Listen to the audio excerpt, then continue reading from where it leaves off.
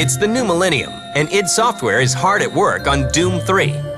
The first year of Doom, after I had laid down the very basic technology, I was always saying that there's kind of like a tripod of features and technology that's going to make Doom what it is. There's the unified lighting and shadowing. There's the more complex animation and scripting, which will show off that lighting and shadowing on there. And then there's the GUI surfaces, which add the extra level of interactivity to the game. And all of those really proved out correct. The new engine, for Doom 3 is it's really revolutionary in the fact that it gives us the power to really create just about anything that we can imagine. Okay, there's a few things we need to take care of first. And id pieces together the game's new storyline with the help of science fiction writer Matthew Costello. We actually contracted a professional science fiction writer to help us with the story. That was a first for id. He left you no choice. True, but this is the last time. After we laid the basic story foundation down, we storyboarded all the action. That also was the first for id. We knew we wanted to take the Doom story, the original Doom story, and the Doom environment, and sort of bring that into the future. Amazing things will happen here soon. You just wait.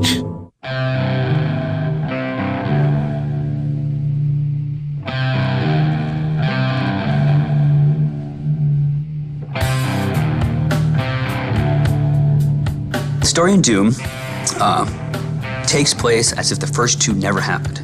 So it's very important that fans realize that this is not Doom 3, after Doom 2 Hell on Earth. This is Doom 3, whereas Doom and Doom 2 never happened. And so we knew we had those elements to work with, like the UAC, a research facility, Martian landscape. The player is back on Mars, and the UAC is conducting some super secret teleportation technology.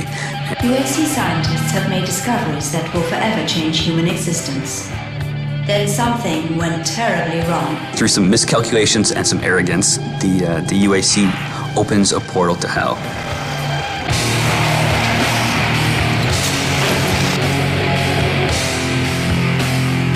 When we started thinking about what direction to go with that, we looked at different movies that we felt like that would portray those demonic elements, monster elements, the Martian landscape, the weapons that we felt we'd have, things like that. We've really kind of taken a new approach on the old story. We've answered some questions like, where did the UAC come up with the technology?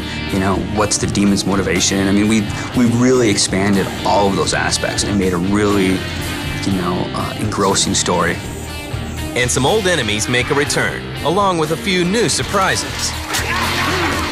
With the ultra-realistic looking, textures and monsters, we could bring those original demons that people love so much from Doom back, with just larger-than-life quality. There's quite a few little elements that have popped up here and there in Doom 3. There's a number of textures, from little tech textures or some evil wall textures or satanic symbols and things like that. The original Doom demons are very classic in themselves. We knew that we had to bring the great ones back, like the Cyber Demon and the Pinky Demon.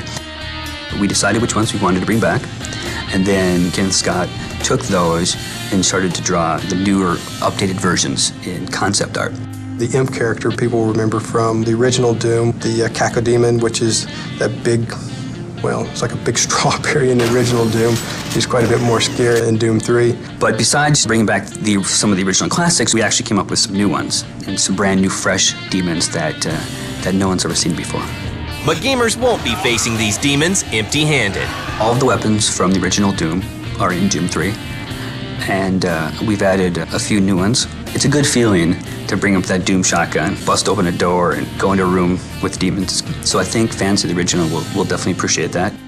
In 2001, Doom is revealed to the public for the first time at Macworld in Tokyo. But the game makes an even bigger splash when id Software takes it to E3 in 2002.